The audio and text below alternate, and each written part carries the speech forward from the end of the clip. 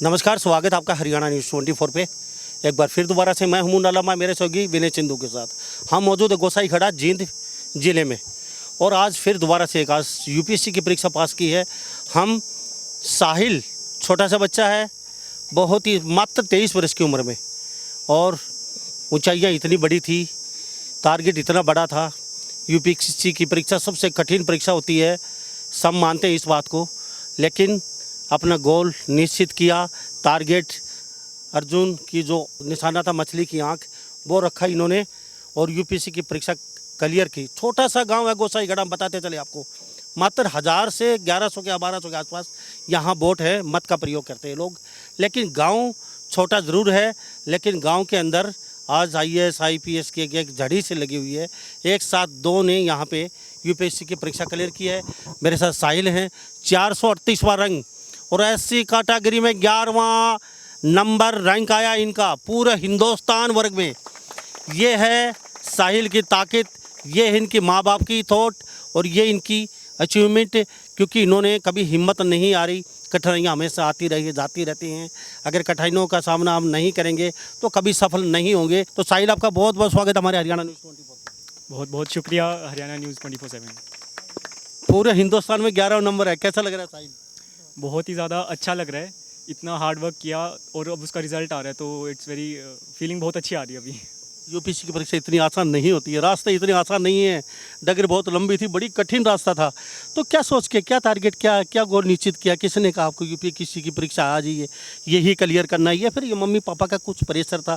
नहीं, आपको तो यहाँ हमें DC बनना, हमें और कुछ नहीं चाहिए, हमें सिर्फ DC चाहिए साहिल। जी, प्रेशर तो किसी से नहीं था, ये खुद का ही इंटरनल मोटिवेशन था जिसके थ्रू ये इतना लंबा जर्नी सस्टेन हुआ। जब तक इंटरनल मोटिवेशन नहीं आता तब तक कंटिन्यू करना बहुत मुश्किल रहता है। और मेन मोटिवेशन यही था कि एक सोसाइटी में एक पॉजिटिव इम्पैक्ट लाने के लिए काम कर सकते हैं सिविल सर्वेंट्स। तो मेरा मेन मोटिवेशन यही था कि सोसाइटी के लिए कुछ पॉजिटिव करूं, और उसके लिए मैंने फिर सिविल सर्विसेज की एग्जामिनेशन दी थी। साहिल 438वां रैंक जनरल कैटेगरी में और पूरे हिंदुस्तान में ऐसे कैटेगरी में आपका 11वां, तो सीधा सीधा IAS? जी, मोस्टली IAS ही मिल जाना चाहिए, या फिर IFS? नहीं, मेरी फर्स्ट प्रेफरेंस IAS है, सेकंड IPS है, बट आई एम एक्सपेक्टिंग कि IAS ही मिल जाएगा। आपने भरा नहीं फॉर्म में 140 करोड़ लोगों को हम वो रिप्रेजेंट करें विदेश में जाके, क्योंकि दो कैटेगरी हाई लेवल की होती हैं, IAS या IFS? जी, मेरे को लगता है कि दोनों जॉब बहुत ज़्यादा अच्छी हैं, बट मुझे ग्राउंड लेवल पे काम करना था। जो फील्ड वर्क होता है वो स्टार्टिंग में काफ़ी ज़्यादा होता है IAS ऑफिसर्स का, और इम्पैक्ट काफ़ी ज़्यादा पड़ता है उस काम का। पब्लिक डीलिंग है। जी, पब्लिक से रोज 1000 आदमी आए उनका काम करे, ऐसा ही है? नहीं जी, ये पब्लिक सेवा ही है, और आप जब किसी ज़रूरतमंद इंसान की हेल्प करते हो तो आपको खुद ही सेटिस्फेक्शन मिलता है। तो मैं चाहता था कि यार वो सेटिस्फेक्शन मुझे मिले, और उस सेटिस्फेक्शन के थ्रू ही एक अच्छी नींद आ सकती है, मुझे लगता है। तो वो सेटिस्फेक्शन के लिए ही ये जर्नी, इतना सिविल सर्विसेज का एग्जामिनेशन दिया। कितनी रातें जागे, कितनी पढ़ाई की, कितने घंटे पढ़ाई की? सभी पूरा भारत आपको देख रहा है। आपका क्या टारगेट था? 4 घंटे, 6 घंटे, 8 घंटे, 10 घंटे? और आपने क्या वास्तव में ये जो किताबें, कौन सी किताबें पे फोकस रखा आपने? NCERT या फिर और दूसरी किताब पे फोकस रखा? नंबर ऑफ़ आवर्स, मतलब ये वेरी करता था पूरे साल में। जब एग्ज़ाम आता था तो 14 आवर्स भी हो जाते थे, बट कभी कभी 4-5 में भी काम चल जाता था, बट ऑन एन एवरेज 9 से 10 घंटा हो जाता था पूरे साल का। और किताबें जितनी प्रेस्क्राइब्ड हैं टॉपर्स के द्वारा वो सारी पढ़ी थी मैंने, काफ़ी बार पढ़ी थी, ताकि उसकी अच्छे से अंडरस्टैंडिंग आ जाए।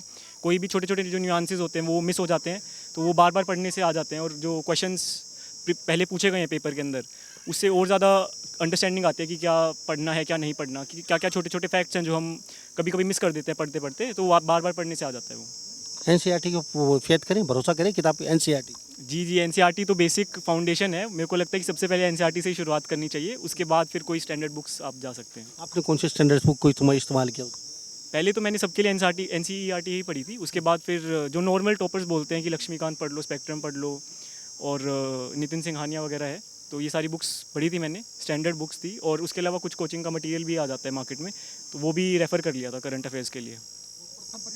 पहला अटेम्प्ट और साहब प्रथम प्रयास में यूपीएससी की परीक्षा SC कैटेगरी से आते हैं। ये पूरे भारत में 11वां नंबर है इस बच्चे का, साहिल का, और 438वां रैंक जनरल कैटेगरी में। गोसाईखेड़ा जींद जिले के अंदर ये हरियाणा प्रदेश का ये जिला है, और छोटा सा गांव तो यहाँ से कितने दिनों के गांव से गए आप? गांव में बचपन में जब पढ़ाई करते थे 9th-10th क्लास में, तब वो शहर में हुई थी। बट यहाँ पे रेगुलरली आते रहते थे यहाँ पे। आप गांव में कभी पढ़ाई की नहीं? नहीं, बचपन में नहीं थे गांव में, तो पैदा हम शहर में ही हुए थे, लेकिन यहाँ पे आते रहते थे, ग्रैंड पेरेंट्स यहीं रहते थे।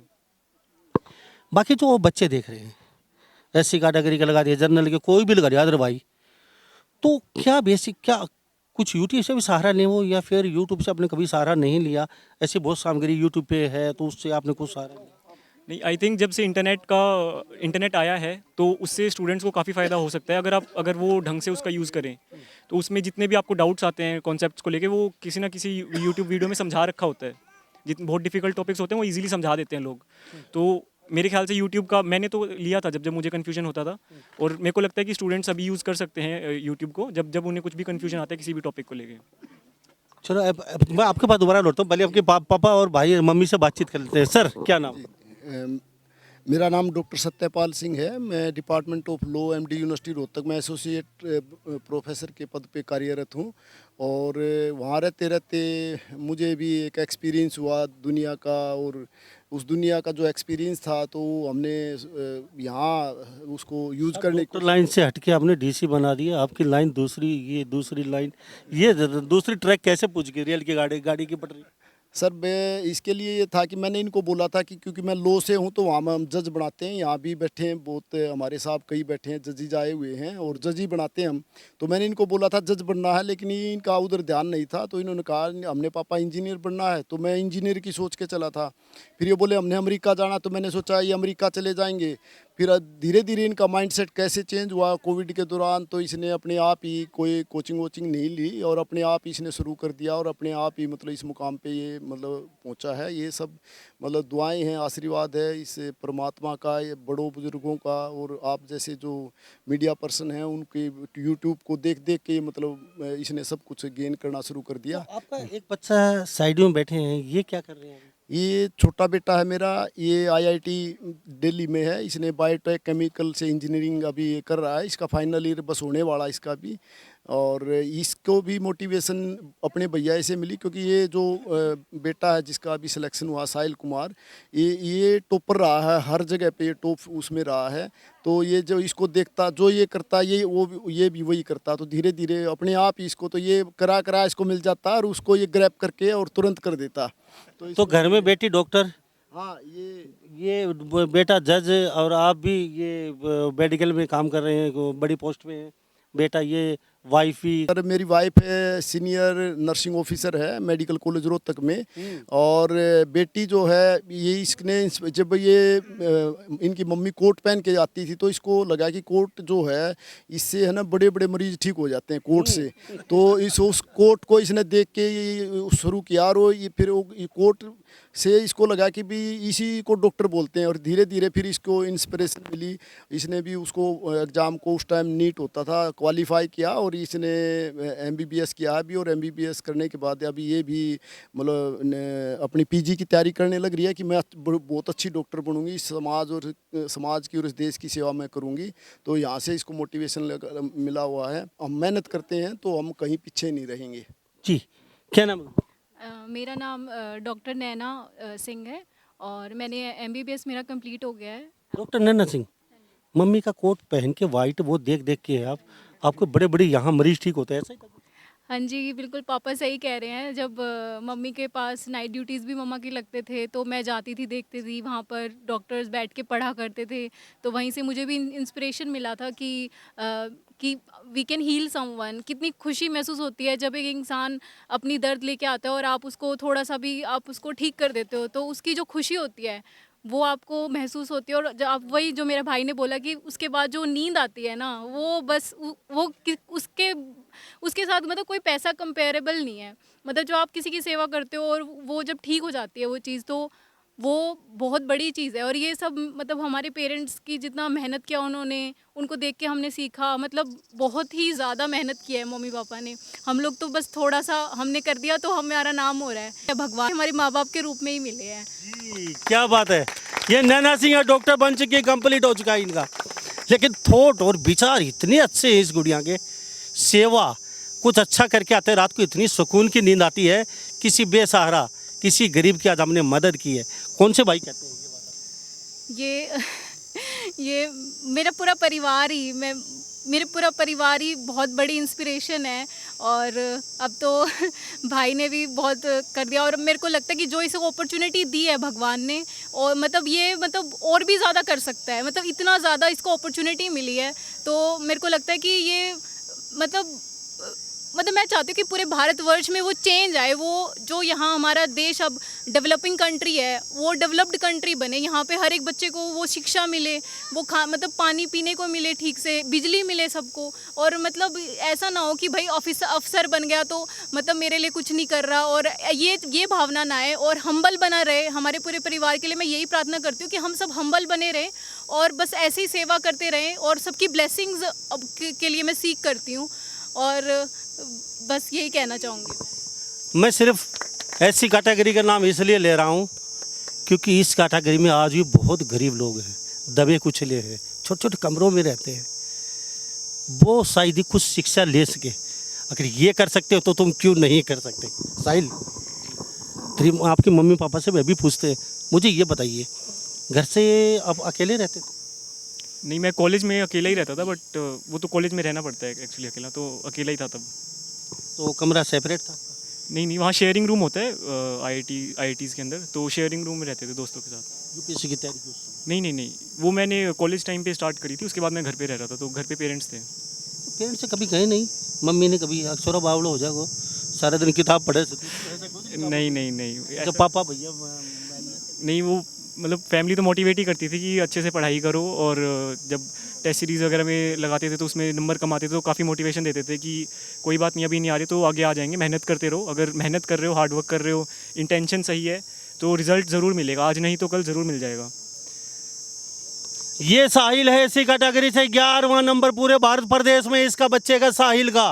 और साहब 438वां रंग जनरल कैटेगरी से हैं ये, और आने वाले समय में लोगों की सेवा करेंगे। पूरा परिवार ऊंच पदों पे है फिलहाल, और ये सेवा करेंगे क्योंकि बेटी की सोच, इनके भाई की सोच बहुत अच्छी। कठिनाई साहिल के सामने भी आई हैं, और साहिल के सामने भी ऐसा कभी हुआ होगा मैं कर नहीं सकता। साहिल कुछ बताइए, आपने कभी ऐसा अभी लगा होगा नहीं यार गलत पंगा ले लिया मैंने तो यार ये मैं कर नहीं सकता इतना? जी, मतलब इसमें काफ़ी लंबा एग्ज़ाम है, 1.5 साल की तो साइकिल ही है खाली। उसमें एक प्रीलिम्स एग्ज़ाम होता है, उसके अंदर फिर एक क्वालिफाइंग भी होता है, एंड उसके बाद 9 पेपर होते हैं जो रिटर्न होते हैं। तो इतना सिलेबस इतना ज़्यादा आज तक जितना लाइफ में पढ़ा है, और जो नहीं भी पढ़ा वो सब पढ़ना पड़ता है इसके लिए। तो इसीलिए ये देख के डर तो लगता था स्टार्टिंग में कि ये सब कैसे होगा। जब मार्क्स नहीं आते थे पेपर में तो लगता था कि ये कर भी पाएंगे या नहीं कर भी पाएंगे। फिर लेकिन जब घर वाले पेरेंट्स वगैरह मोटिवेशन देते थे कि यार अभी जो सोचा था अपने जो आपका जो मोटिवेशन था वो याद रखो कि सोसाइटी में एक अच्छा इम्पैक्ट लेके आना है, तो वो मोटिवेशन जो था वो that kept me driving towards my goal. तो डिफ़िकल्टीज़ आई, लेकिन बाय गॉड्स ग्रेस मतलब ये सब कुछ अच्छे से हो गया अभी के लिए। फटाफट मुझे ये और बता दीजिए आप, जब माइंड स्ट्रेस हो जाता था, मतलब माइंड ज़्यादा फजल हो जाता था पढ़ के, तो उसमें ऐसा करता था यार क्या करें, सर में दर्द है, ऐसा कुछ उल्टी सीधी बातें दिमाग में आने लगी। तो एक माइंड को स्ट्रेस एक फ्रेश करने के लिए क्या क्या कौन सा गेम करते थे? टीवी देखते थे, मम्मी पापा से बात करिए, दोस्तों से, या मोबाइल में गपशप करते थे? क्या क्या क्या क्या गेम था? नहीं, मतलब कंटिन्यूसली पढ़ा नहीं जाता ऑब्वियसली, तो कुछ स्ट्रेस रिलीव करने के लिए भी करना पड़ता था। जैसे कभी कभी मूवीज़ वगैरह देख लेता था, कभी अपने दोस्तों से बात कर लेता था, कभी घूमने चला जाता था, कभी ऐसे रेस्टोरेंट में खाने चले गए। तो ये सब इन सब चीज़ों से वो होता था, स्ट्रेस रिलीव हो जाता था, और नेक्स्ट दोबारा पढ़ने के लिए रिजुविनेशन हो जाता था। तो जब नेक्स्ट दोबारा छुट्टी के बाद पढ़ते थे, एक दिन की छुट्टी के बाद, तो उसी एंथुजियाज्म उसी मोटिवेशन के साथ पढ़ा जाता था। तो आपने 2 4 5 साल जो भी दिए यूपीएससी के लिए, तो यारे प्यारे रिश्तेदार, आना जाना, खाना पीना सब छोड़ना पड़ा? नहीं, इतना भी नहीं छोड़ना पड़ा था, सबके साथ कांटेक्ट में थे। लेकिन जैसे शादी होगी वहाँ चले गए 2 दिन के लिए, या फिर कहीं दोस्त की शादी होगी वहाँ चले गए, या किसी रिश्तेदार के साथ, या मम्मी के कहीं रिश्तेदारी में, पापा की कहीं रिश्तेदारी में, या गांव में आ गए, ऐसा तो कुछ नहीं था जो बार बार 2-2 3 दिन के लिए गायब हो रहा? नहीं, लकीली इतना आया नहीं कुछ। शादी वादी तो अभी तो यंग है, तो दोस्तों की शादी वादी का तो कुछ आया नहीं। बट ग्रैंड पेरेंट्स वगैरह के पास मिलने चले जाते थे जब भी ऐसा लगता था कि अब ज़रूरत है मिलने की, और रिलेटिव्स वगैरह से भी मिल लेते थे, तो काफ़ी सपोर्ट करते थे सब लोग। ऐसा तो नहीं था कहीं मिलने चले गए 2 दिन हम वहाँ पे लगा दिए तो हम 10 दिन पीछे चले गए पढ़ाई में? नहीं नहीं नहीं, इनसे मेरे को लगता है कि अगर आप 2 दिन वहाँ दे रहे हो तो आप अगले 10 दिन बहुत ज़्यादा अच्छा पढ़ लोगे, क्योंकि ये सारी चीज़ें आपको रिजुविनेट करने के लिए हेल्प करती है। आपका स्ट्रेस रिलीव होता है इन सब चीज़ों से। आप जब बात करते हो रिलेटिव से, ग्रैंड पेरेंट्स से, तो आपका स्ट्रेस रिलीव होता है, आप और अच्छे से पढ़ाई कर पाते हो उसके बाद। तो मुझे एक बात और बताइए, जैसे सभी बच्चे देख रहे हैं आपके, तो काफ़ी कठिन परीक्षा है यूपीएससी की और हाथ लगाने से पहले ही लोग डर जाते हैं। लेकिन हम एक बात और कहता चलो, जो फेलियर होते हैं वो भी बहुत बड़ी शिक्षा दे के जाते हैं। आप ये मत सोचिए फेल हो गया, फेलियर भी ज़रूर पढ़िए अब यूट्यूब पे जाके। और जो हमारे दादा लोग हैं जो कुछ करके गए हैं, कुछ किया है, उन लोगों को तो सभी पढ़ते हैं, लेकिन जो फेलियर है उनको भी ज़रूर पढ़िए, वो भी बहुत बड़ी शिक्षा दे के जाएंगे। ऐसा तो नहीं है कई बच्चे 6-6, 4-4, 8-8 यूपीएससी की परीक्षा दे जाते हैं, वो क्लियर नहीं कर पाती यूपीएससी को। क्या उनके रास्ते दरवाजे सभी बंद हो जाते हैं, उससे आगे कुछ नहीं, यानी कि एंड हो गया फिर यूपीएससी की परीक्षा कर लेने की? तो क्या कहेंगे उनके लिए? मेरा ये मानना है कि अगर यूपीएससी की परीक्षा कोई देता है और सफल नहीं हो पाता, उसको पहली बात तो फेलियर तो नहीं कहेंगे उसको, वो एक बहुत कुछ सिखा देती है यूपीएससी की तैयारी। आप सब कुछ लाइफ में जितना भी सब्जेक्ट्स है, जितनी भी चीज़ें आपके सराउंडिंग में, आप सब कुछ सीख जाते हो, तो उसको फेलियर नहीं कहेंगे। आप जो भी नेक्स्ट फील्ड में जाते हो, या तो स्टेट सर्विसेज में लोग चले जाते हैं यूजुअली, या फिर प्राइवेट सेक्टर में चले जाते हैं, या कोई और सरकारी नौकरी में चले जाते हैं, तो जो सीखा है आपने परीक्षा की तैयारी के दौरान, वो सब काम आता है। तो मुझे लगता है कि रास्ते बंद नहीं होते, वो एक नया रास्ता खुल जाता है बस उनके लिए। बहुत अच्छी बात बोले था इनने, एक रास्ता बंद होता है, 4 दरवाजे खुल जाते हैं वहीं से। हताश होने की जरूरत हर फील्ड में है, चाहे वो बिजनेस हो, चाहे नौकरी हो, चाहे यूपीएससी हो, कोई भी हो। अगर एक रास्ता बंद होता है तो 4 दरवाजे खुल जाते हैं। सिर्फ देखने की ज़रूरत होती है, गहराई से अंदर की आंखों से देखना पड़ता है, वहाँ आपका एंड नहीं होता है। साहिल, आपकी मम्मी से बातचीत करें कुछ? जी जी बिल्कुल। जी बहन जी, नाम क्या है? मेरा नाम सुमित्री देवी है। हाँ जी। तो अब रोहतक में क्या? रोहतक में मैं medical college SNO senior nursing officer के पद पे हूँ मेडिकल कॉलेज में। बेटी डॉक्टर, डीसी, बड़े डॉक्टर, घर वाले, आप सभी इतनी बड़ी बड़ी चेयर पे बैठे आज आसीन हैं, तो आप और क्या? अभी ये वो कहते हैं राम जी का रथ वो छोड़ा था, वो यहाँ रुक जाएगा, रथ अभी जारी रहेगा?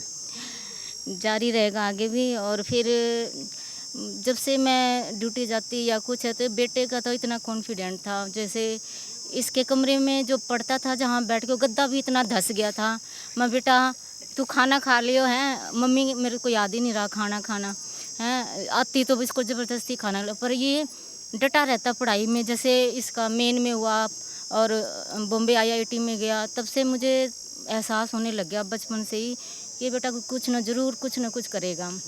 इस पे इतना कॉन्फिडेंट था पढ़ने का कि जब तक इसका सिलेबस पूरा नहीं होता ये उठता नहीं। जैसे कोई चैप्टर ले लेता, जब तक पूरा नहीं होता मैं कहा बेटा सो जा, नहीं सोना है। तो इतना दिल में तसल्ली होगी कि ज़रूर कुछ ना कुछ एक दिन बनेगा। कभी कभी डर लगता था बेटा दिमाग से ना खिसक जाए? नहीं, डर नहीं लगता था, क्योंकि बच्चों को संस्कार ऐसे मिले हुए थे कि ये कहीं आउटर भी साइड में नहीं जाते थे कभी, मतलब अपने घर से रहते, घर में से कभी हम जाते साथ तो हमारे साथ जाते। अगर बेटा कभी कहता मम्मी चलो पिक्चर देखनी है, जैसे पढ़ते पढ़ते बोर हो गए तो हम पांचों फैमिली कभी पिक्चर चले जाते देखने के लिए। इनको भी, इसके पापा भी बोलते कि ठीक है बच्चों को थोड़ा आउटर हो जाएगी थोड़े पढ़ाई के, फिर आगे फिर अपना पढ़ने लग जाते।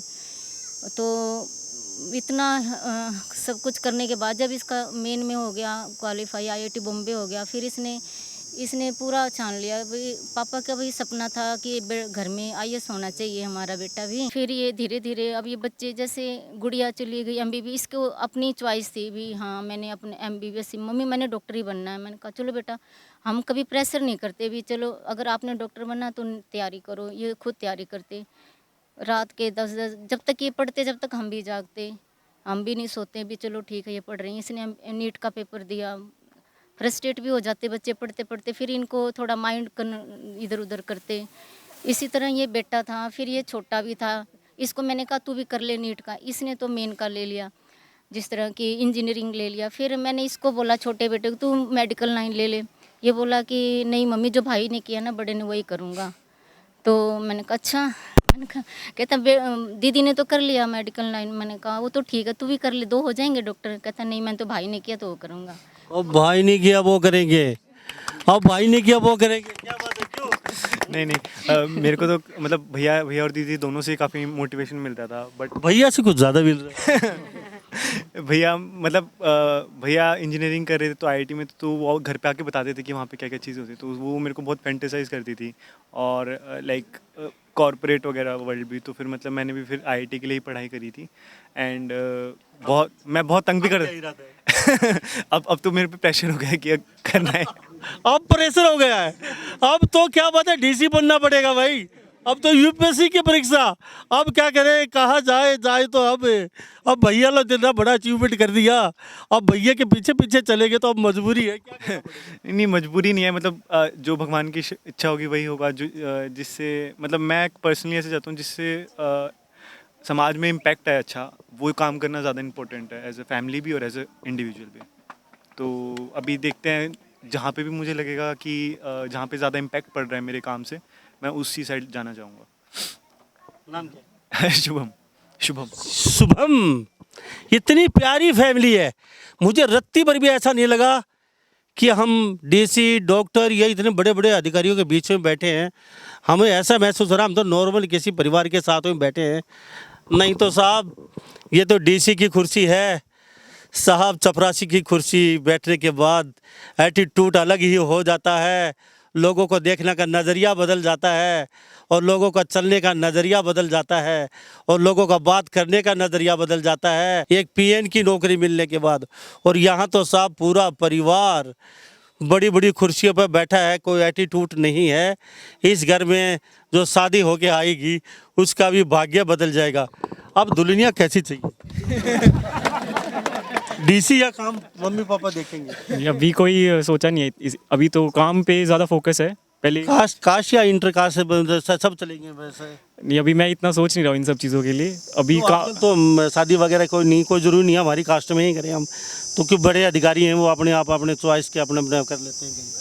नहीं, जो जैसा भगवान ने देना होगा वैसा ही होगा। बट अभी मैं हम बैठे हैं, बता दीजिए पूरे, कोई लड़की पसंद है तो अभी तो बात बन जाएगी आपकी। जी नहीं, अभी तो कोई नहीं है, अभी इतना यूपीएससी का ही चल रहा था अभी। तो भाई ने पसंद करके अपनी नहीं आपसे बातचीत की होगी? नहीं, अभी कोई नहीं, अभी हम काम पे ज़्यादा फोकस है हमारा थोड़ा। और क्या काम करेंगे? डीसी की कुर्सी मिल गई आपको, और क्या काम करेंगे आप साहिल?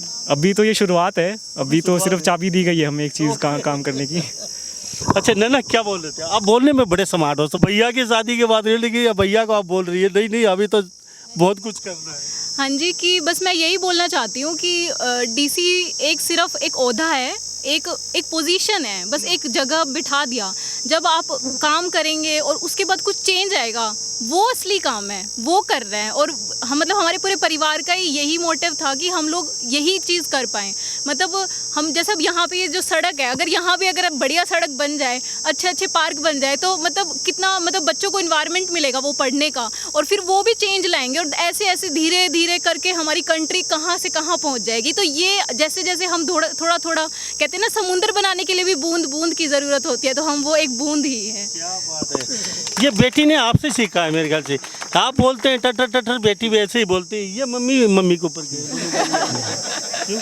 आप ज़्यादा बोलते हैं, बेटी की ऐसे ही बोल रही है। सर बोलते हैं कि जो बाप पे बेटी जाती है और बाप पे बेटा जाता है, माँ पे बेटी जाती है, लेकिन ये उल्टा हो गया। हाँ, ये यहाँ पे उल्टा है कि बेटी ने जो इंस्पिरेशन लिया, पापा जब पढ़ते थे तो ये पूछती थी कि पापा आपको मतलब कब टाइम मिलेगा हमारे साथ बैठने का, कब टाइम मिलेगा आप हमारे लिए सब्जी लेके आएंगे या फल फ्रूट लाए। मैं कहता था बेटा पहले मेरा पढ़ाई का काम होने दो, उसके बाद। नैना की आंखों में आंसू क्यों, रोएगी क्यों नैना?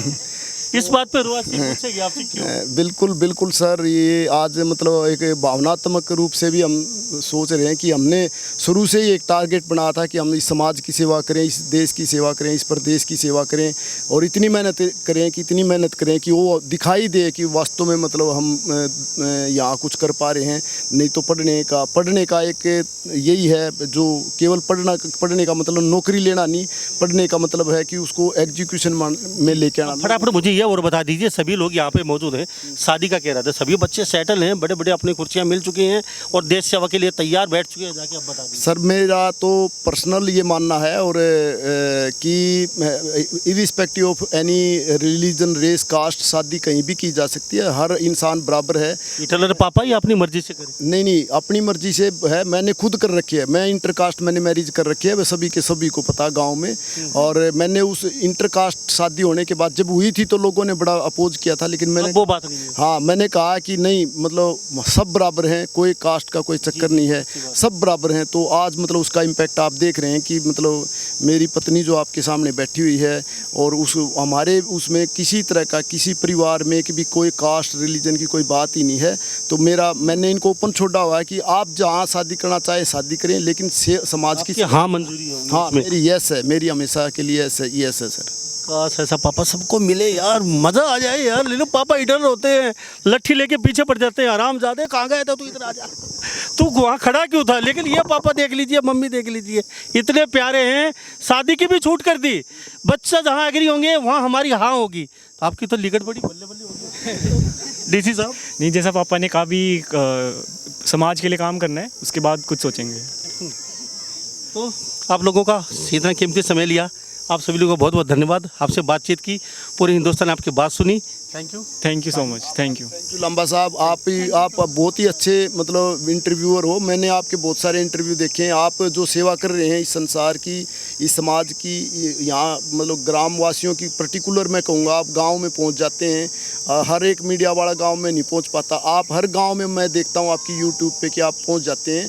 तो आपकी सेवा भी बहुत महान है और इस सेवा को आप बरकरार रखिए ताकि लोग, बच्चों में मोटिवेशन मिले, हर गाँव का बच्चा कुछ न बहुत बड़ा अधिकारी बने और इस समाज की सेवा करे, इस देश की सेवा करे। Thank you sir so much. तो मेरे साथ ये साहिल का परिवार बना होता। खास बातचीत में चलते चलते फिर बता देते हैं, एससी कैटेगरी में 11वां नंबर है पूरे हिंदुस्तान में और जनरल कैटेगरी में 438वां रैंक लेके साहिल यूपीएससी की परीक्षा क्लियर कर चुके हैं और सब आईएएस की परीक्षा यानी कि डीसी बनेंगे निश्चित तौर पर, क्योंकि 29 ही बच्चे हैं, उनमें से ये कन्फर्म तौर पे उपायुक्त महोदय ही चुने जाएंगे।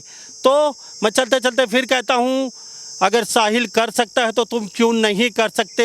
सिर्फ थोड़ा सा दिमाग की बत्ती जलाने की ज़रूरत है, थोड़ा सा हौसला दिखाने की ज़रूरत है। हौसला कहने से पहले आप हार जाते हैं, मैं कर नहीं पाऊँगा, मुझसे हो नहीं सकता, और कई लोग टांग खचाई शुरू कर देते हैं, नहीं नहीं ये काम तुम नहीं करोगे, तुमसे हो नहीं सकता, इसके हाथ मत लगाना, क्योंकि टांग खचाई वाले 1000 लोग खड़े हो जाते हैं। आपने आँखें बंद करनी है, आपने बेस्ट करना है, 100% देना है और दुनिया पे छोड़ना है। दुनिया वाले क्या कहेंगे ये दुनिया पे छोड़िए। तो सभी इन बातों के साथ मैं मुन्ना लांबा, मेरे सहयोगी विनय सिंधु के साथ हरियाणा न्यूज़ 24, नमस्कार, जय हिंद।